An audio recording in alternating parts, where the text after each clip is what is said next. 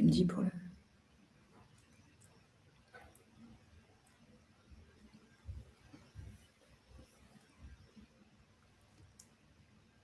Bonjour à tous. Je ne sais pas s'il y a déjà quelques personnes de connectées. Bonjour, bonjour. 5. Est-ce que vous nous entendez bien ?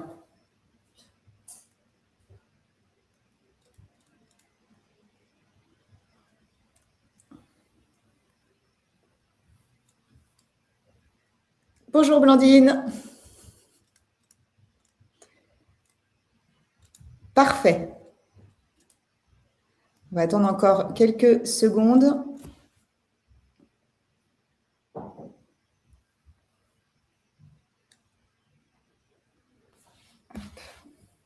y va.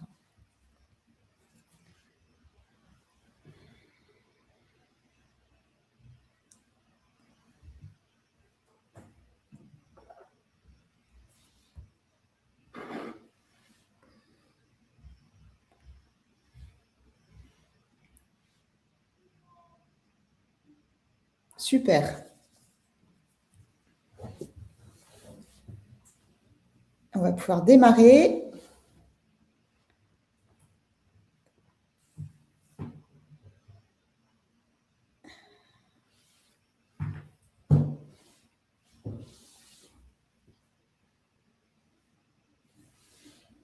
On y va.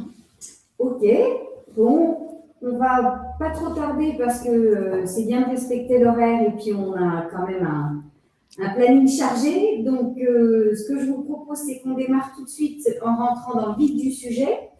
Un sujet très d'actualité en ce moment, qui est celui de l'EGC. Comment révolutionne-t-il la visibilité des entreprises aujourd'hui et demain ?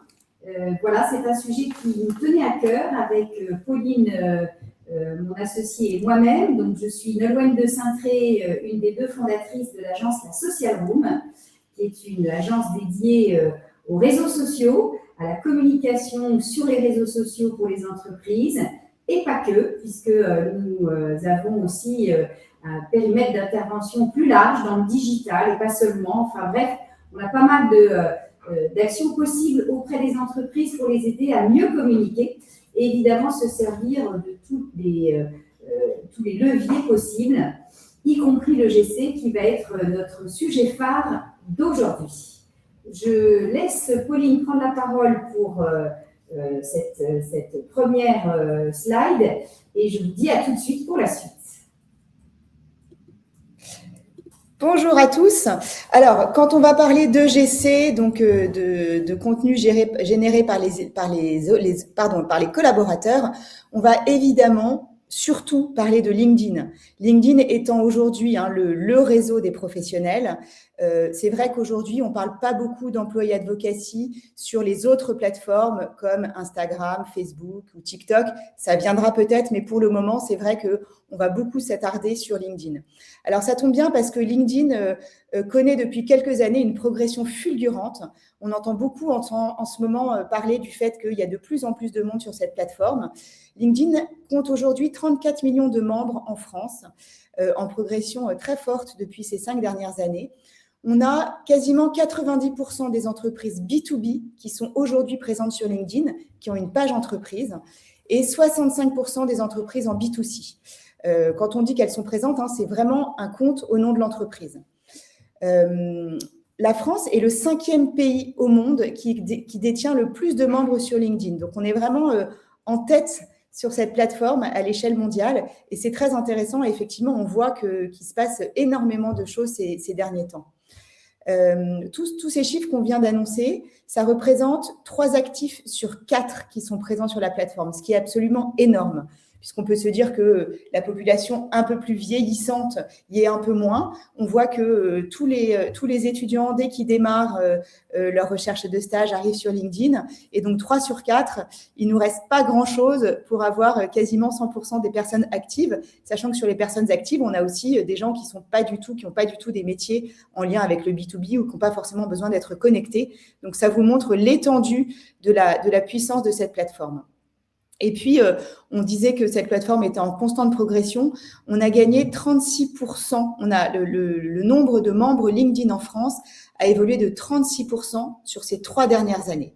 Donc, on est vraiment sur la plateforme absolument incontournable pour parler de son entreprise, mais aussi, et c'est ce qui va nous occuper juste aujourd'hui, pour faire parler ses collaborateurs. Voilà un petit peu le point de départ qu'il était important de partager avec vous pour bien expliquer qu'on se parle de LinkedIn avant tout. Je vais laisser Nolwenn maintenant vous expliquer encore un peu plus loin pourquoi LinkedIn est si important.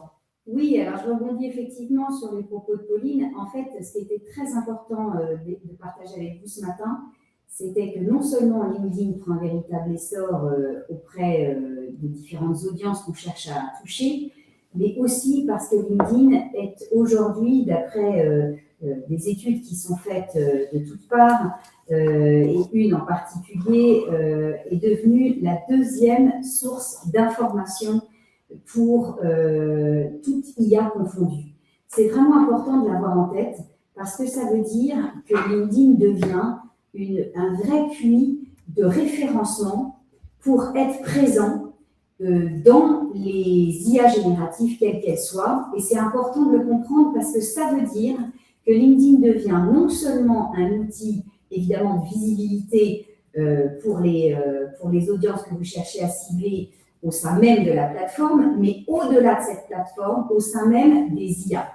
Et c'est vrai que LinkedIn, et on le voit bien aujourd'hui, est devenu une vraie source pédagogique de contenu autour des écosystèmes qui sont les vôtres, avec des entreprises qui prennent la parole, mais pas seulement, aussi tout un certain nombre de profils personnels qui viennent apporter leur contribution.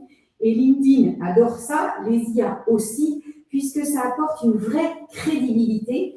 Et c'est vrai que cette crédibilité, elle est tellement importante aujourd'hui quand on voit toute l'intox qu'on peut trouver par ailleurs sur un certain nombre de plateformes. Et je n'en citerai aucune pour rester totalement neutre sur mon propos. Mais je crois que vous voyez ce que je veux dire.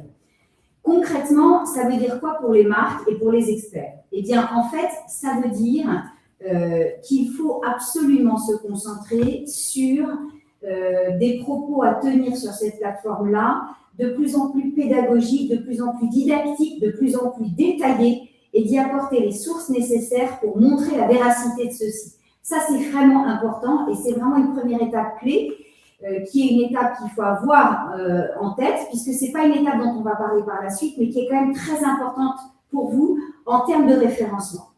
Et puis la deuxième, on va dire la deuxième analyse qu'on peut faire, c'est que du coup, ça veut dire qu'indépendamment des propos qu'on va tenir, nous, en tant que responsables de communication, en tant qu'experts du domaine au sein des pages qu'on maîtrise, eh bien, il va y avoir aussi un travail à faire sur l'optimisation de contenus qui ne sont pas forcément des contenus qu'on va diffuser, nous, en tant que responsables de ces domaines-là sur des pages qu'on maîtrise, mais auprès de relais, de personnes qui vont peut-être prendre à bras-le-corps ces contenus et les diffuser avec, évidemment, leur filtre à eux d'authenticité et qui vont permettre d'apporter des éléments complémentaires et qui vont, du coup, offrir un territoire supplémentaire de référencement qui va, du coup, donner aux IA du grain à moudre et des informations qui vont pouvoir ensuite desservir de façon, on va dire, encore plus détaillée, précise, complète, grâce à cette nouvelle nature d'information qui prend de plus en plus d'essor. Alors, ça veut dire quoi pour les responsables que nous sommes? Eh bien, ça veut dire qu'il va falloir dorénavant travailler encore plus et de manière encore plus forte ce qu'on appelle de l'EGC, c'est-à-dire de l'Employee Generated Content, c'est-à-dire du contenu desservi par vos collaborateurs eux-mêmes. Et je vais laisser Pauline rentrer dans ce détail. Avant tout juste d'y rentrer, ce qui était important de voir, c'est que sur le tableau de droite, vous voyez dans cette analyse qu'en premier, il y a Reddit, que vous connaissez peut-être ou peut-être pas, qui est un réseau, qui est en fait un forum mondial d'échange d'informations, qui est très intéressant et je vous conseille d'aller consulter parce qu'il y a plein d'informations qui sont dites et évidemment, on comprend bien pourquoi les IA en sont friands. Et puis, vous verrez que dans la suite des différentes sources d'informations citées, on a d'autres réseaux sociaux. Donc, c'est pour ça que c'est intéressant quand même de travailler le social media. On voit évidemment YouTube qui fait partie de ces sources, Wikipédia. Donc, ce sont des éléments qu'il faut vraiment prendre en considération demain quand il va s'agir de travailler sur le référencement IA, qui est évidemment, vous le savez comme moi, un vrai sujet de conversation actuellement entre responsables de ce domaine qui est la communication. Voilà, je vais laisser à Pauline, du coup, le soin de revenir plus précisément sur le GC. Voilà, donc le GC, Nolwenn a commencé à vous en parler, c'est vraiment l'Employee Generated Content. C'est les collaborateurs qui prennent la parole de façon authentique, on va revenir dessus juste après, pour parler de leur entreprise. Le GC, ça fait vraiment écho à une notion dont vous avez forcément entendu parler, c'est l'UGC, l'User Generated Content, que vous voyez apparaître énormément sur notamment les plateformes comme Instagram ou TikTok. Ce sont des consommateurs, ou en tout cas des gens qui ressemblent à vos consommateurs, qui vont parler de vos produits. Donc cette tendance, on la voit depuis plusieurs années, on a de plus en plus de marques qui font appel à l'UGC, et la grande nouveauté, et c'est ce dont on veut vous parler aujourd'hui, c'est que l'UGC s'est transformé vers l'EGC, c'est maintenant les collaborateurs qui vont devenir ambassadeurs de leur entreprise, en parlant du contenu authentique qui vient vraiment d'eux, qui va pouvoir être sous forme de posts, de vidéos, enfin il y a pas mal de façons différentes de le faire. L'intérêt, c'est vraiment de valoriser de façon très authentique la culture de l'entreprise, mais aussi ses valeurs et puis la réalité de son quotidien. L'idée de l'EGC, ça va vraiment être de pouvoir parler de son métier, quel qu'il soit, avec ses mots à soi. Évidemment, on verra après comment on va pouvoir le cadrer, mais pour pouvoir parler de façon très simple et très accessible de son métier. Donc, c'est vraiment comme ça qu'on explique ce qu'est l'EGC. Et évidemment, l'EGC s'inscrit dans une stratégie d'employee advocacy, c'est-à-dire un dispositif qui va permettre au niveau de l'entreprise d'impliquer ses collaborateurs pour communiquer sur l'entreprise au sein de leur propre profil LinkedIn.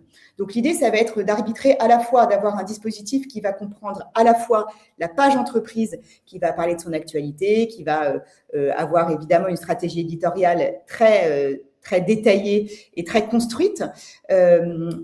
Et en parallèle de cette stratégie éditoriale poussée par l'entreprise, on a les collaborateurs qui vont venir apporter leur pierre à l'édifice, qui vont venir apporter des contenus, qui vont venir évidemment illustrer en fait ce que va raconter l'entreprise. Et vous allez pouvoir voir pourquoi c'est très intéressant.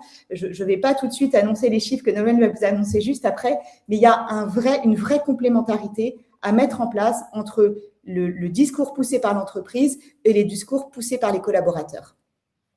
Oui, et d'ailleurs, vous allez voir dans les chiffres qu'on va vous présenter qu'il y a effectivement l'entreprise, il y a la direction et il y a les collaborateurs. Ce qu'on sait aujourd'hui, il y a 5 chiffres qu'on vous partage, mais qui nous semblaient essentiels de vous annoncer ce matin. 92% des acheteurs B2B font davantage confiance aux recommandations des employés qu'à la publicité traditionnelle. Ça veut dire que demain, les meilleurs promoteurs de votre société, ce sont vos collaborateurs. C'est énorme, 92%. Donc, c'est vraiment un point à retenir. Vos collaborateurs deviennent demain des ambassadeurs absolument clés et stratégiques de la vente que vous souhaitez faire de l'ensemble de vos offres. Deuxième chiffre absolument important, 8 fois plus d'engagement lorsqu'un poste est publié par un collaborateur versus la page entreprise. Ça va exactement dans le même sens que le premier. Ça veut dire que l'algorithme aujourd'hui va servir plus probablement et plus fortement ce qu'un profil collaborateur va raconter que ce que la page entreprise raconte elle-même. Donc, 8 fois plus, c'est énorme. C'est absolument énorme. Donc, ça à prendre en considération parce que ça veut dire que si demain, on fait un vrai travail d'accompagnement auprès de ces futurs preneurs de parole, il y aura un résultat évident. C'est vraiment essentiel et c'est pour ça que c'était important pour nous ce matin de vous partager ces chiffres. Et quand on voit le résultat en termes de chiffre d'affaires, on sait que 20% de croissance de chiffre d'affaires en plus est observé par les entreprises qui ont mis en place un programme d'employé advocacy. Donc, c'est vraiment, et j'ai envie de dire, peut-être même encore plus dans le domaine du service que du produit, évidemment, puisque le collaborateur lui-même fait partie de l'offre. Donc, c'est vraiment intéressant d'avoir ce chiffre-là en tête. Et je disais tout à l'heure qu'il y avait un degré peut-être intéressant à mettre en ligne de compte dans la typologie d'ambassadeurs, parce que 70% des collaborateurs sont plus enclins à partager du contenu si leurs dirigeants le font aussi. Ça veut sans doute dire que, évidemment, ça commence par le haut et que la direction, le comité de direction, le COMEX a un devoir d'exemplarité pour embarquer les équipes dans ce projet d'employé advocacy. Et puis enfin, 83% des collaborateurs se sentent plus engagés lorsqu'ils sont encouragés à partager le contenu de leur entreprise. C'est intéressant parce que c'est un cercle vertueux.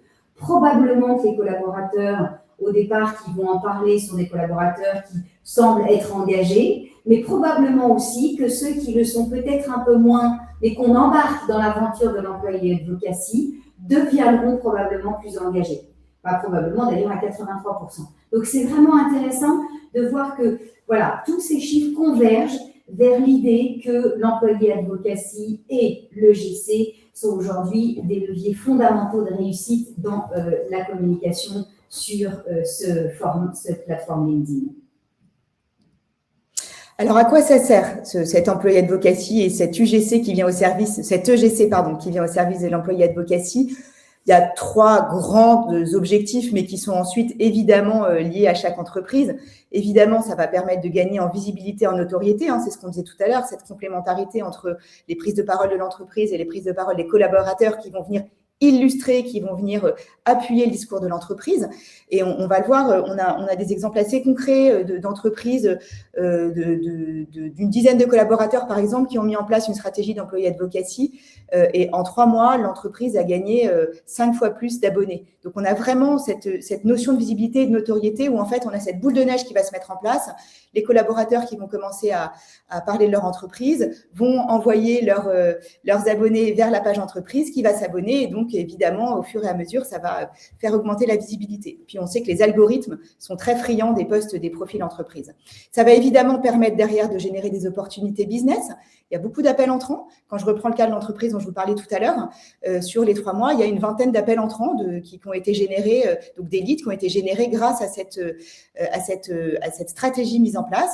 Et puis, évidemment, ça permet aussi de travailler la marque employeur, puisque quand c'est les collaborateurs qui parlent eux-mêmes de leur entreprise, et bien évidemment, ça va donner envie, c'est vraiment le propre de l'EGC, à d'autres profils de venir rejoindre l'entreprise parce qu'il aura pu, avec ses mots, expliquer comment ça se passait à l'intérieur de son entreprise.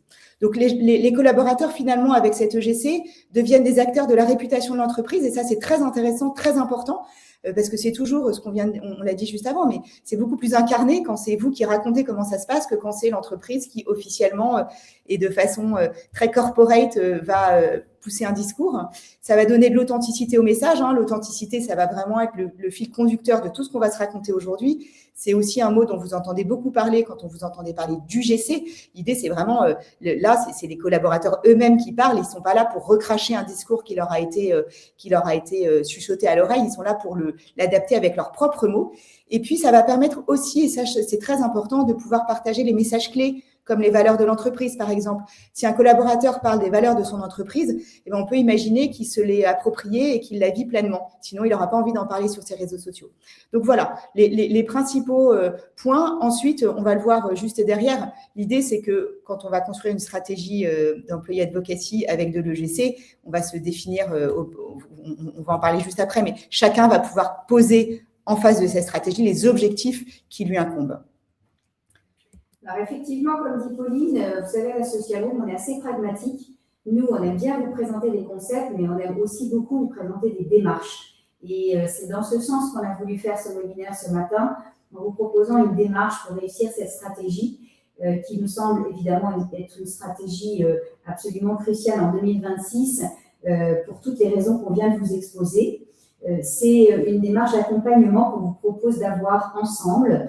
Et la première étape, c'est, comme l'a teasé Pauline, c'est bien évidemment de définir ensemble un objectif clair. Sachant que les objectifs peuvent être multiples, mais l'important, c'est quand même d'avoir un objectif principal et de bien le définir en amont pour que le cadre soit bien installé au sein des équipes. Alors, l'objectif peut être un objectif de marque employeur et de faire en fait de l'entreprise, de donner à l'entreprise l'image qu'on souhaite vis-à-vis de futurs candidats. Mais ça peut être aussi un objectif de visibilité qui sera, lui, plutôt dans le but de générer des leads, comme l'a dit Pauline, détecter des projets, identifier de nouveaux prospects ou faire connaître aux clients des offres complémentaires. Donc, tout ça est important pour bien l'identifier. Ça peut être des objectifs beaucoup plus clairement identifiés de recrutement, avec des cibles visées très précises sur des données identifiées de populations ciblées, et auquel cas on n'aura probablement pas les mêmes ambassadeurs à choisir que si on est sur de la visibilité d'offres, par exemple.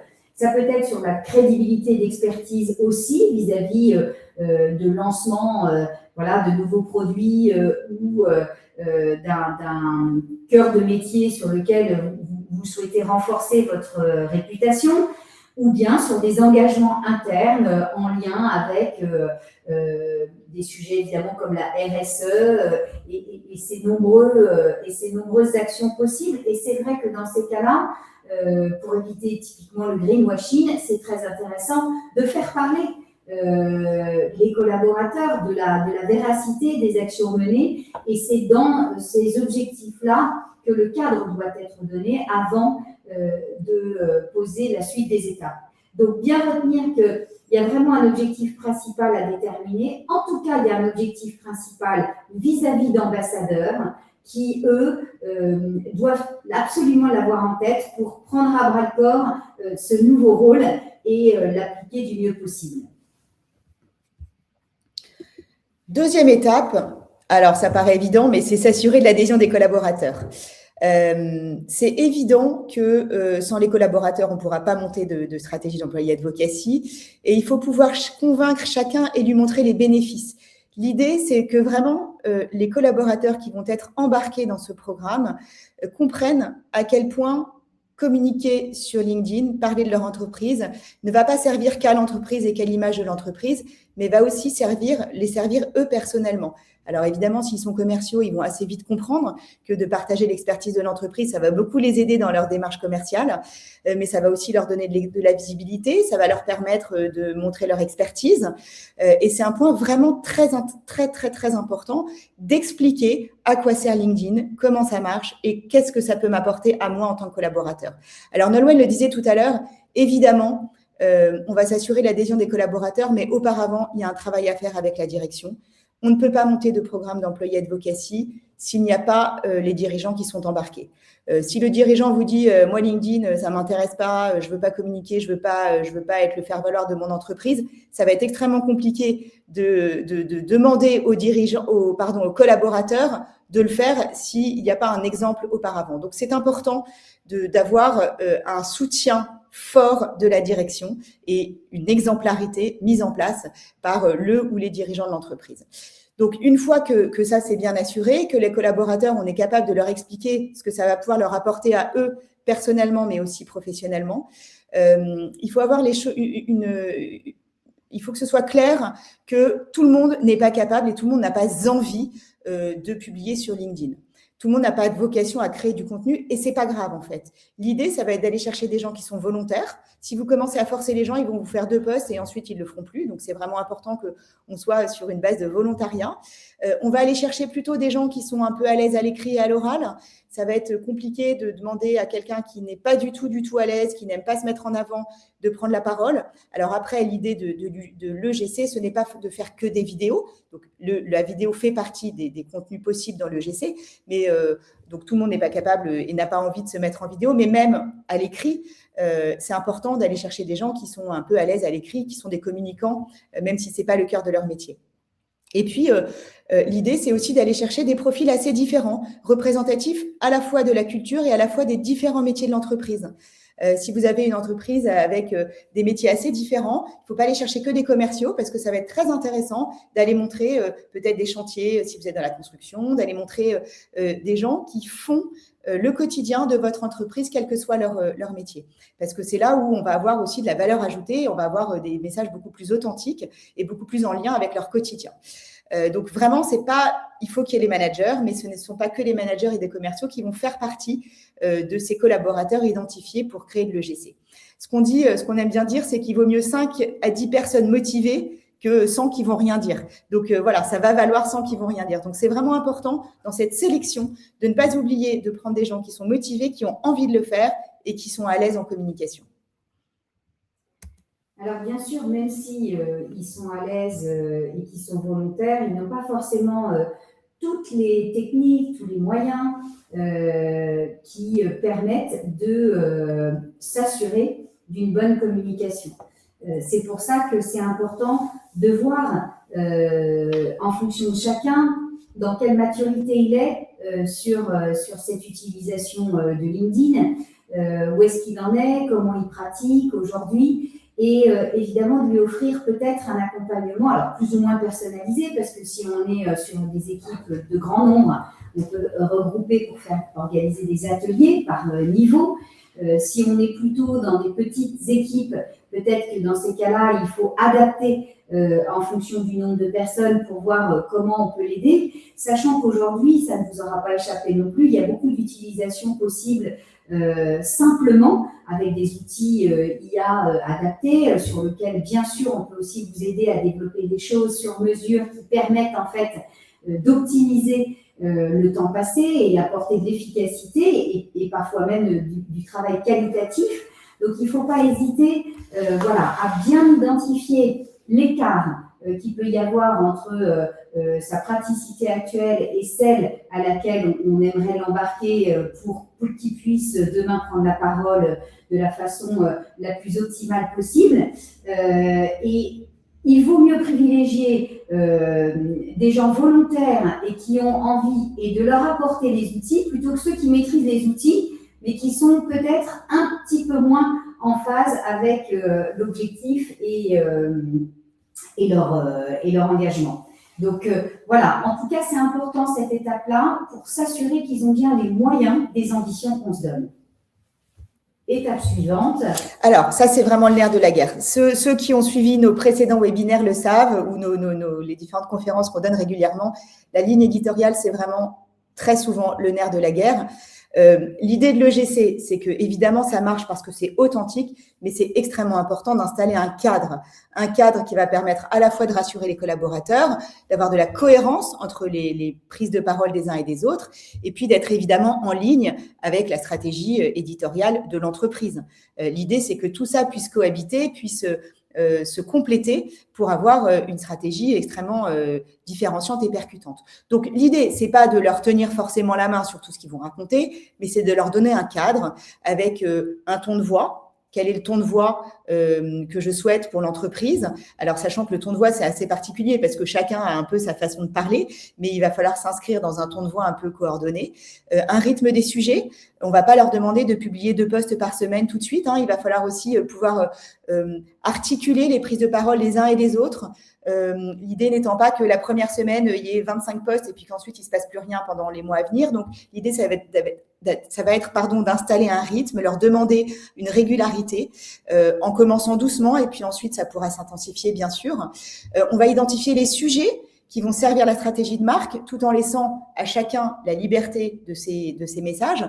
Donc, les sujets vont évidemment être en lien avec les métiers et avec les valeurs, les messages que voudront porter les collaborateurs. Donc, tout ça, ça se fait évidemment de façon très collaborative. On va aussi leur proposer dans ce cadrage des bonnes pratiques. Nolwenn vous parlait tout à l'heure de la formation et de l'aide dont ils ont besoin.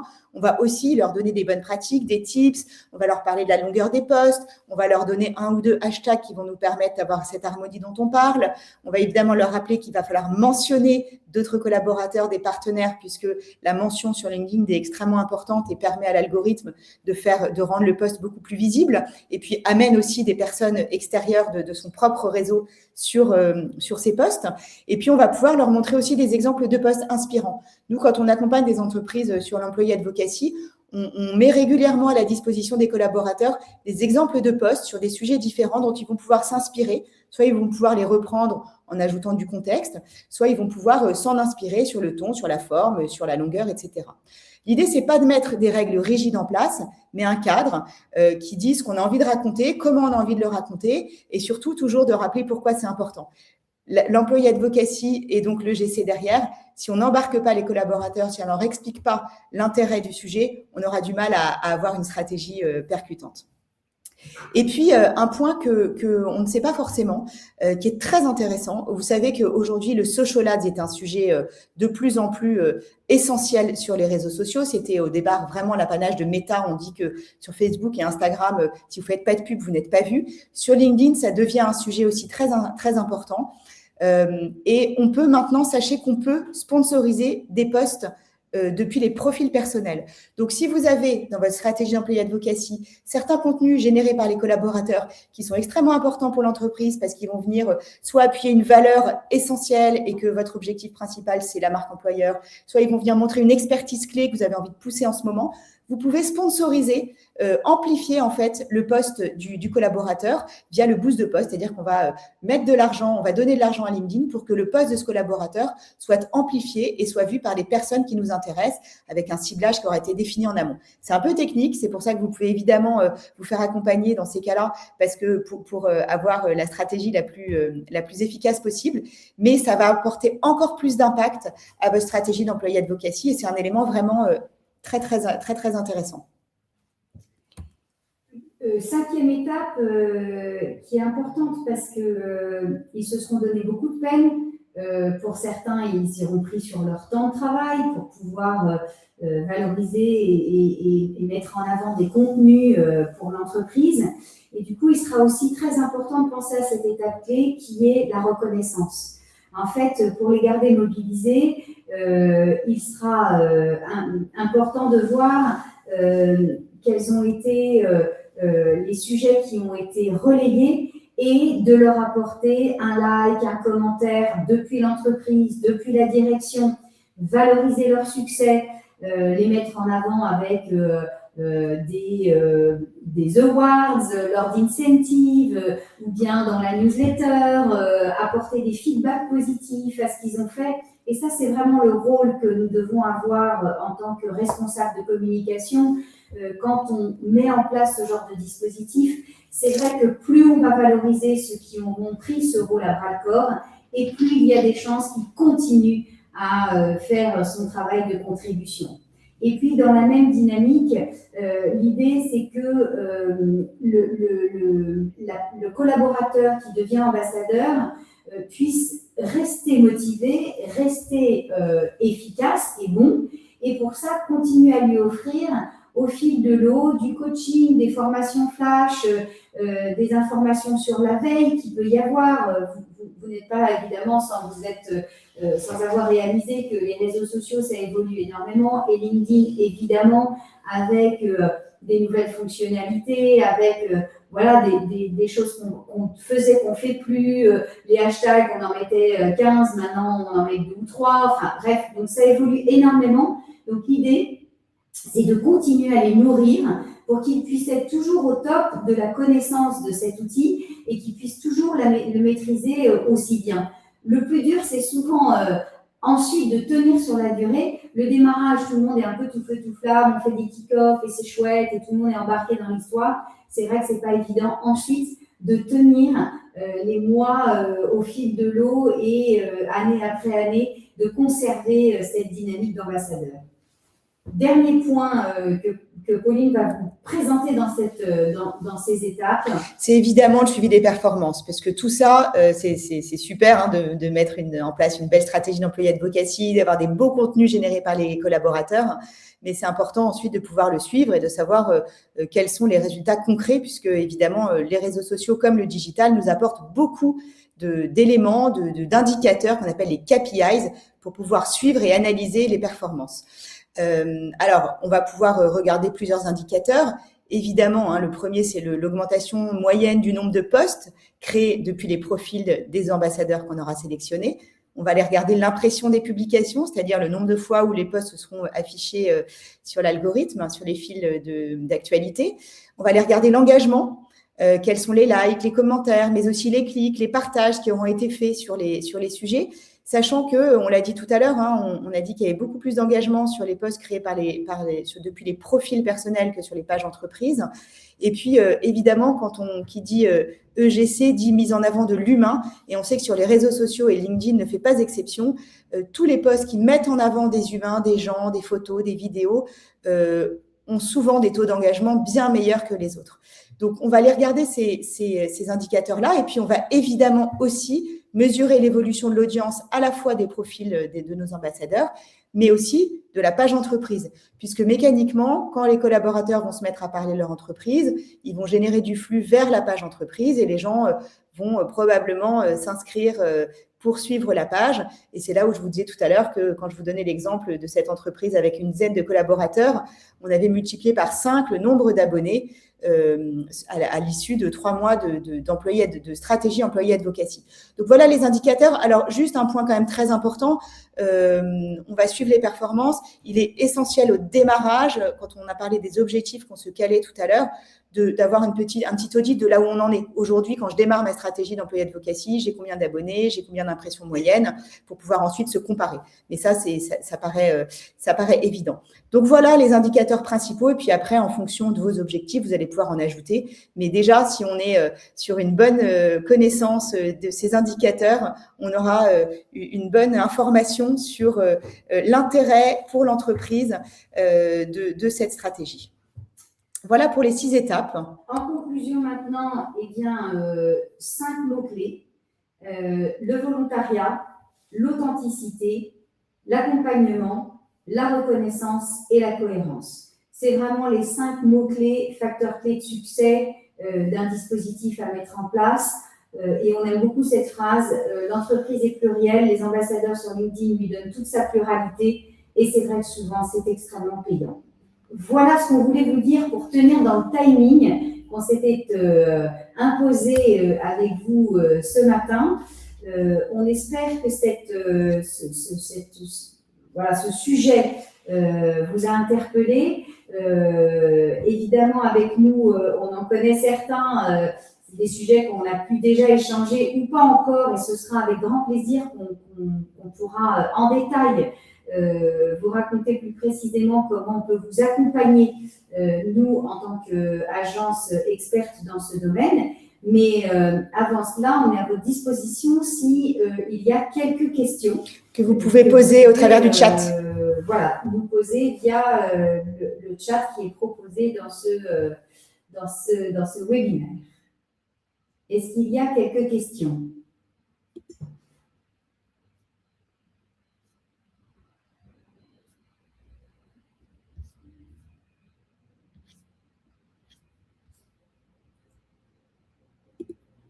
Est-ce que, Pauline, tu vois des questions ? Alors, hop. Alors, il y a une question sur la durée. Quelle est la durée d'une bonne stratégie d'employé advocacy ? En fait, la durée, ça va dépendre un peu, c'est au moment de vos objectifs de départ, hein, ça va être important de cela. Nous, ce qu'on aime bien, en général, c'est des programmes qui sont sur le long terme, puisqu'on va passer un peu de temps au démarrage, hein, sur la définition des objectifs, sur la stratégie. Et donc, c'est une stratégie qui se voit sur le long terme. C'est vrai que au bout de 3-6 mois, on peut commencer à avoir des indicateurs intéressants, mais c'est une stratégie à voir vraiment de façon, parce qu'il va falloir d'abord embarquer les dirigeants, puis les collaborateurs, avoir le retour.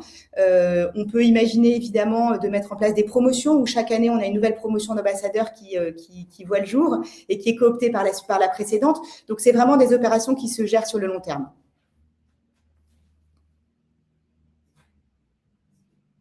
Merci en tout cas de vos commentaires, tout est clair pour nous. Bon rappel de la démarche. Voilà, c'est vrai que c'est vraiment aujourd'hui une démarche de fond et on voit que bon nombre de nos clients lancent ce type de dispositif parce qu'ils voient évidemment un intérêt direct sur les résultats. Et c'est vrai que évidemment, plus on est une entreprise importante et plus on a la possibilité de déployer rapidement ce type d'ambassadeur et d'avoir évidemment des résultats en nombre. Donc c'est vrai que c'est un sujet qui a plusieurs titres intéressants, vous l'avez compris, tant en termes de référencement que en termes d'efficacité commerciale, mais aussi pour la partie recrutement, marque employeur. Donc, c'est vrai que ça permet en fait de répondre à un certain nombre d'objectifs. Et quand ça marche, je peux vous dire que c'est extrêmement intéressant. Et ça permet de générer des choses qu'on n'avait pas imaginées à travers l'effervescence collective. On est là vraiment dans de l'intelligence collective et c'est vrai que c'est très vertueux. Donc, il y a vraiment des belles actions à mener. Nous, c'est un sujet qui nous passionne, sur lequel on pourrait passer des heures parce qu'il y a beaucoup de choses à raconter, mais en tout cas qui est vraiment, voilà, on sent bien un sujet très stratégique. Voilà, est-ce qu'il y a d'autres questions? Alors, il n'y a pas d'autres questions. Non. En revanche, sachez que le chat va rester pendant une dizaine de minutes après la fin de la présentation. Donc, si il vous vient des questions, n'hésitez pas. Et puis, vous pouvez évidemment nous contacter sur LinkedIn via notre site internet. Voilà, si vous voulez prolonger la discussion, on sera évidemment ravis de répondre à des questions ou de venir réfléchir avec vous à la bonne stratégie d'employé advocacy, au bon contenu EGC à mettre en place dans votre entreprise. Voilà, et bien merci beaucoup. Merci à tous. Et à bientôt pour un prochain webinaire. Exactement. Au revoir. Merci, au revoir à tous.